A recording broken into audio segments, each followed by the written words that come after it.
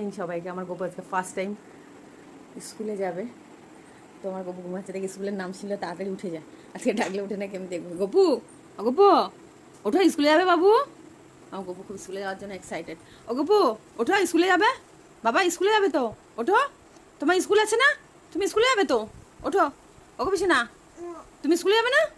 Ma'am phone করেছিল যে গপু সোনা কখন স্কুলে আসবে। ওঠো ওঠো ওঠো, স্কুলে যাও। কি আছে, স্কুলে যাবে না? তাহলে ম্যামকে ফোন করে বলে দেবো। হ্যাঁ বাবু, ম্যামকে বলবো আজকে গপু যাবে না? না যাবে?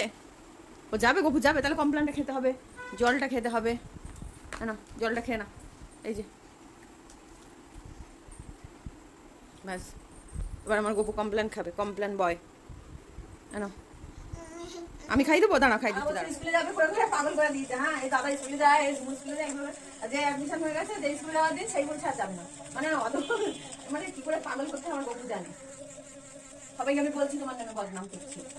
ওকে দাঁড়া, বল দেখো আমার কিরম লাগছে আমার স্কুল ড্রেস। এটা এই যে স্কুল ড্রেস, প্যান্টটা ঠিকই আছে, এবার স্টিকারটা ছেড়ে দিলাম। ধরো,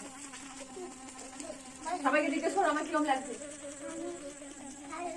ও, আমি ভালো লাগছে।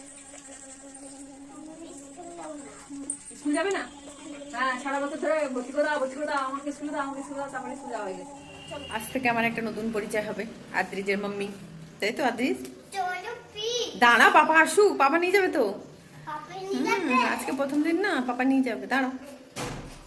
আদ্রিজ বলো তোমার কিরম লাগছে? ভালো লাগছে তোমাকে? ওকে, তাহলে স্কুলে গিয়ে দেখা হবে।